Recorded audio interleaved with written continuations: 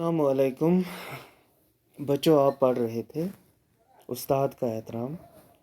8ویں جماعت کی جو بہارستان اردو ہے اس کا ایک سبق تھا اور اس کا عنوان تھا استاد کا احترام۔ اور یہ جو ہے یہ آپ پڑھ چکے ہیں یہ سبق، اور اس میں کچھ سوالات ہیں ان کو ہم تھوڑا یہاں سے دیکھتے ہیں، کیونکہ یہ سبق ہے یہ آپ نے پڑھا ہوا ہے۔ اور اب ہم جو ہے اس کے سوالات دیکھیں گے کہ کیا سوال ہیں اور ان کے جوابات کیسے ہم لکھ سکتے ہیں۔ تو پہلا سوال ہے یہاں پہ، یہ الفاظ بھی آپ پچھلے ویڈیو میں دیکھ چکے ہیں، یہ الفاظ اور ان کے معنی جو ہے وہ بھی آپ کو بتائے گئے ہیں۔ اس کے بعد سوالات ہیں اس میں کچھ، جیسے پہلا سوال ہے، کس پیشے کو عظیم اور مقدس کہا جاتا ہے؟ اور بالکل آسان سا سوال ہے اور آسان سا جو ہے، استاد کے پیشے کو عظیم اور مقدس کہا گیا ہے۔ ایسے استاد کی رہنمائی کیوں ضروری ہے؟ استاد کی رہنمائی کے بغیر جو ہے ہم کچھ بھی حاصل نہیں کر سکتے، یعنی کوئی بھی تعلیم و تربیت جو ہے تبھی ہم حاصل کر سکتے ہیں جب ہمیں کسی استاد کی رہنمائی حاصل ہو۔ ایسے آپ جب پیچھے دیکھیں گے، اپنی بک کو کھولیں گے تو اس میں سے آپ کو یہ جواب بھی مل جائے گا۔ اسے آپ اپنے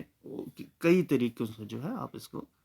لکھ سکتے ہیں، جواب سوال کے جواب کو، کہ استاد کی رہنمائی کیوں ضروری ہے۔ ایسے ہی استاد کو سمجھنے کے لیے شاگرد کو کیا کرنا چاہیے، یعنی استاد کو سمجھنے کے لیے ہمیں جو ہے ایک شاگرد کو کیا کرنا چاہیے، اس سے استاد کی قربت حاصل کرنی چاہیے، اس سے استاد کی عزت کرنی چاہیے، اس کی عظمت کو سمجھنا چاہیے، تبھی جا کر جو ہے وہ استاد کو سمجھے گا اور استاد کا جو ہے جو تعلیم و تربیت ہے وہ اس سے حاصل ہو سکتی ہے ایک شاگرد کو۔ تو ایسے ہی ہے، دوسرا ایک ہے، نوشروان نے بیٹے کے منہ پر چپت کیوں لگائی؟ چپت یعنی تھپڑ کیوں لگایا تھا؟ نوشروان نے بیٹے کو بھیجا تھا ایک استاد کے پاس تعلیم و تربیت کے لیے، تو وہاں پہ جب نوشروان نے دیکھا کہ استاد جو ہے وضو بنا رہا تھا، اس وقت وہ پاؤں دھونے پہ دھو رہے تھے استاد، تو ان کے بیٹے کے استاد یعنی شہزادے کے استاد، اور جو نوشروان کا بیٹا تھا یعنی شہزادہ، وہ پانی ڈال رہا تھا لوٹے سے، تو پھر چپت اس لیے لگایا، اس لیے تھپڑ لگایا کہ آپ خود کیوں نہیں پاؤں دھو رہے اپنے استاد کے، آپ پانی کیوں دے رہے ہو؟ پانی سے بہتر تھا آپ خود استاد کے پاؤں دھو لیتے۔ تو اس سے جو ہے اتنی عزت اور اتنی عظمت جو ہے استاد کی، وہ اس عزت اور عظمت اور اس کی جو استاد کی، وہ بادشاہ ہو کر بھی انہیں معلوم تھا کہ استاد کا جو ہے، استاد کی جو عظمت کتنی ہوتی ہے، کہ استاد کی عظمت کے سامنے کوئی بادشاہ نہیں ہوتا، کوئی شہزادی کی کوئی ان کا کوئی ویلیو نہیں ہوتا دوسرے لفظوں میں۔ تو ایسے ہی سوال تھا، یہ آپ پھر سے جب کتاب کھولیں گے تو آپ کو آرام سے یہ جو ہے اس سے بھی اچھا جواب آپ اپنے اس طریقے سے بھی لکھ سکتے ہیں۔ ایسے تھا، سکندر اعظم نے استاد سے کیا کہا؟ سکندر اعظم نے کہا کہ آج میں آدھی دنیا فتح کر چکا ہوں، آج آپ مانگیے جو کچھ بھی آپ مانگنا چاہتے ہیں مجھ سے، میں آپ کے قدموں میں حاضر کر دوں گا۔ کہ مطلب اتنا بڑا بادشاہ ہونے کے باوجود وہ جو اس کا استاد تھا ایرسٹوٹل جسے ہم کہتے ہیں انگریزی میں، اس سے وہ نہیں بھولا۔ جب وہ فتوحات جو بہت سے ملک جو ہیں فتح کر کے واپس وطن لوٹا، تو پہلے اپنے استاد کے پاس گیا اور اسے کہا کہ جو کچھ میں نے اتنی بڑی سلطنت بنائی ہے، اس میں سے جو کچھ آپ کو چاہیے میں آپ کے قدموں میں رکھ سکتا ہوں۔ یعنی وہ استاد کو پھر بھی نہیں بھولے اتنے بڑے بادشاہ ہونے کے باوجود۔ تو یہاں پہ دوسرا ایک سوال تھا، درست بیانات کے سامنے سواد اور غلط کے آگے گین لگائیے۔ یعنی سواد اور گین کا مطلب ہے صحیح، سواد کا مطلب صحیح اور گین کا مطلب غلط۔ کچھ بیانات دیے گئے ہیں پہلا ہے استاد برے اور بھلے میں تمیز کرنا سکھاتا ہے، یعنی ایک استاد ہی ہوتا ہے جو ایک اپنے شاگرد کو جو اس کے پاس تعلیم و تربیت حاصل کرنے کے لیے جاتا ہے تو اسے بھلے اور برے اور بھلے میں تمیز کرنا سکھاتا ہے۔ بالکل صحیح ہے، یہ سوال لگا سکتے ہیں ہم اس کے آگے۔ تاریخ دنیا کو روشن کرنے میں استاد اہم کردار ادا کرتا ہے، یعنی جو ہماری زندگی ہوتی ہے جب تک ہم نے کوئی تعلیم و تربیت حاصل نہیں کی ہوتی ہے تب تک ہماری اندھیری دنیا ہوتی ہے،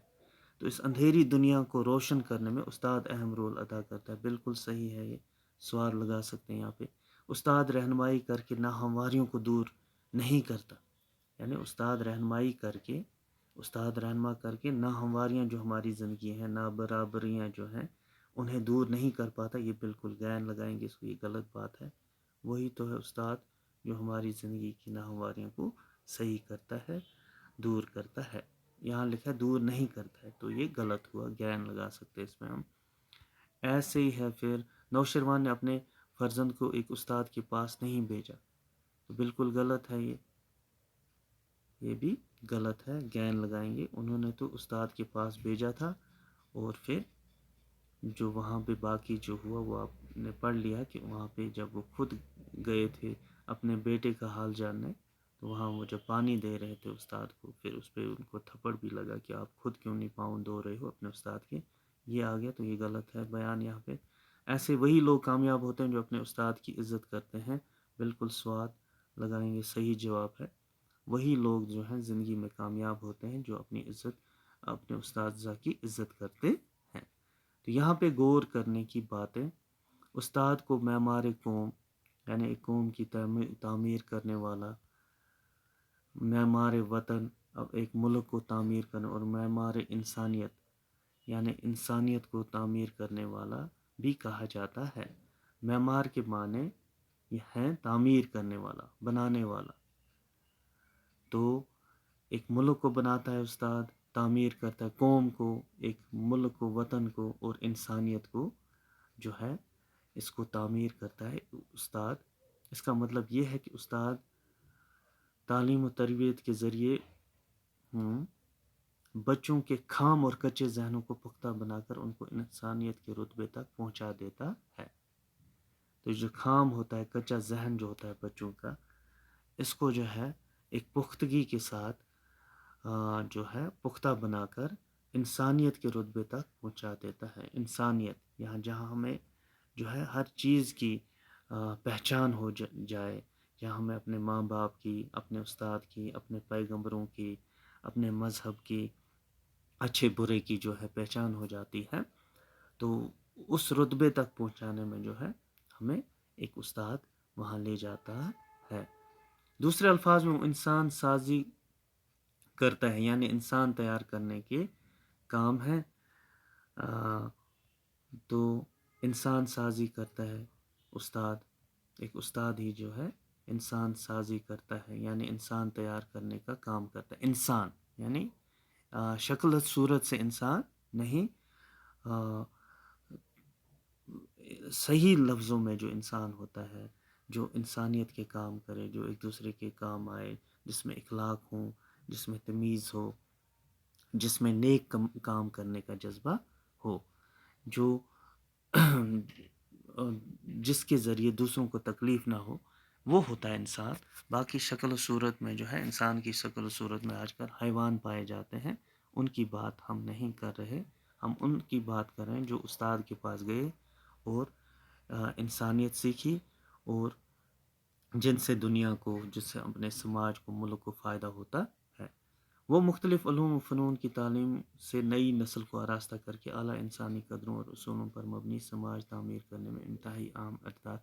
کردار ادا کرتا ہے۔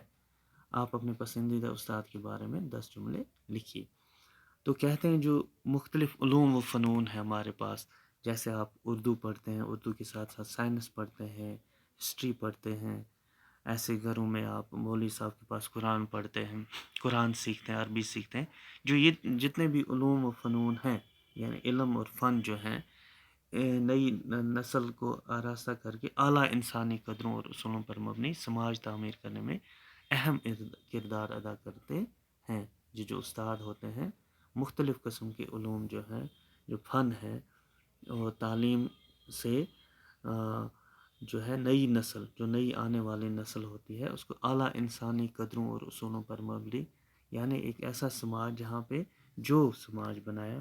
ہمارے پیغمبر و آخر زمان حضور صلی اللہ علیہ وسلم نے، جو سماج بنا کر دیا تھا